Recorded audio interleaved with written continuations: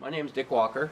I am a physician here in Spokane. I've worked as an emergency physician at Holy Family Hospital for more years than I want to think, but it's somewhere close to 35.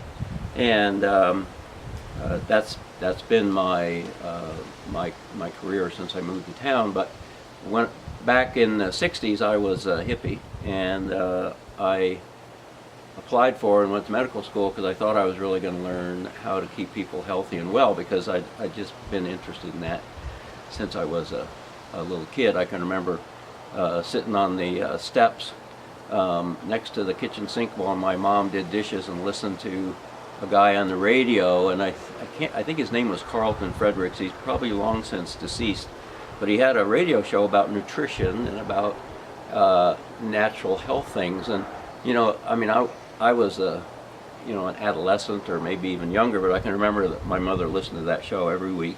And so I had this kind of underlying interest in wellness and nutrition. And when I got to medical school, I found out after the first year or so that medical school wasn't anything about that, and it was all about diagnosing sickness. So it was like coming in too late. It was like finding out where people were already after their systems had broken down, and then trying to manage their symptoms or trying to keep them maybe from getting any worse, but never really could you get them back to perfect health. And so I actually took a 1-year leave of absence from medical school, which is relatively unheard of at the time, and started a PhD program on nutrition, wellness, and preventive medicine, and was really getting into that. And then my wife at the time, we had a sit-down conversation, and she says, "Well, where are you really going with this, Dick? Are there any jobs associated with what your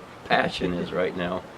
And I got to talking to my major professor, and he said, "Well, yeah, in academics, but I didn't really want to be a professor. I didn't want to go into academics." So I finished that program. I never wrote my thesis, so I got a master's degree instead of a PhD. But I got interested in emergency medicine then because I did write a paper about how challenging it was to deliver emergency medicine in a rural state like Iowa, where everybody's all spread out and there's only 1 or 2 big towns at the time.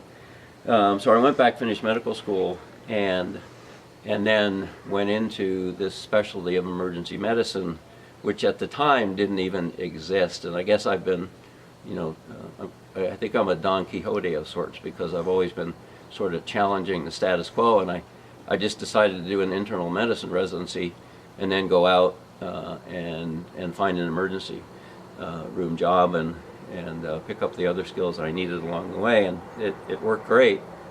But I still had this abiding interest in wellness, and in particular in nutrition.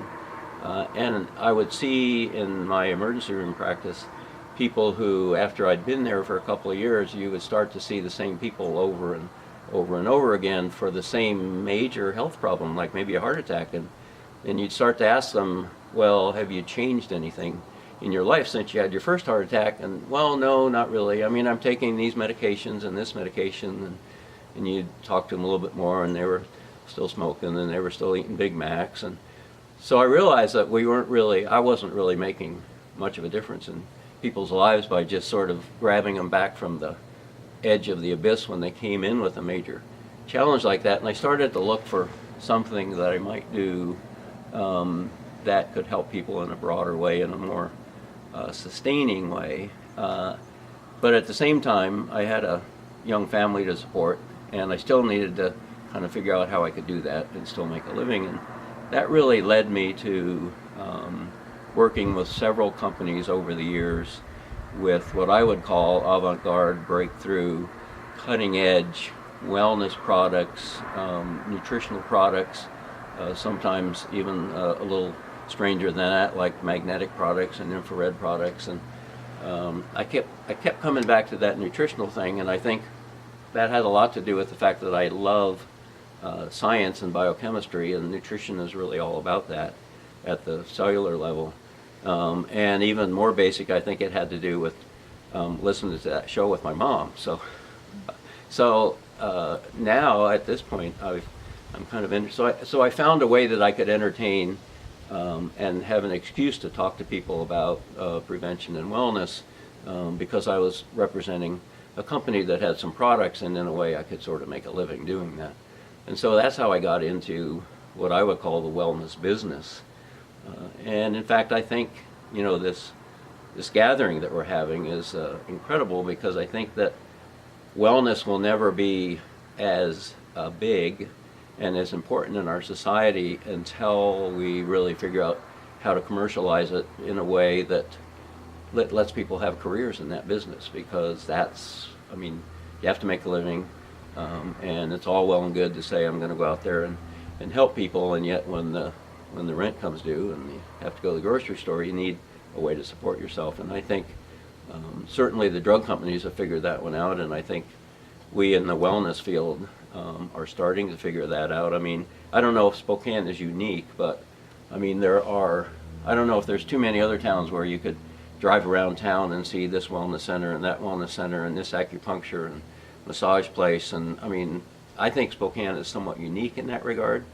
Maybe Seattle, but I think it's a model that is worthy of working on.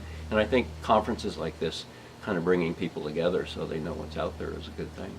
Yeah, you know, one thing that I try to, not everybody is aware about, as aware and as proactive about their wellness and their health and how they're going to do in the future, as I am, and as a lot of people that may be coming out to this event. But what I try to let people know is that they can feel perfectly healthy today, and yet they may be on a gurney in my emergency room tomorrow having some sort of nasty, serious health problem, and a shift doesn't go by in my ER that I don't see somebody like that. And they, you know, if you talk to them the day before and said, "How you doing?" they'd say, "I'm doing fine, I don't have any problems." And yet I walk into the room with an EKG or a CT report or some kind of lab or test report and saying, "You know, I know you thought you were healthy, but you know, you got a brain tumor, or you've got a heart attack, or you know, you've got some bad metabolic problem, or you know,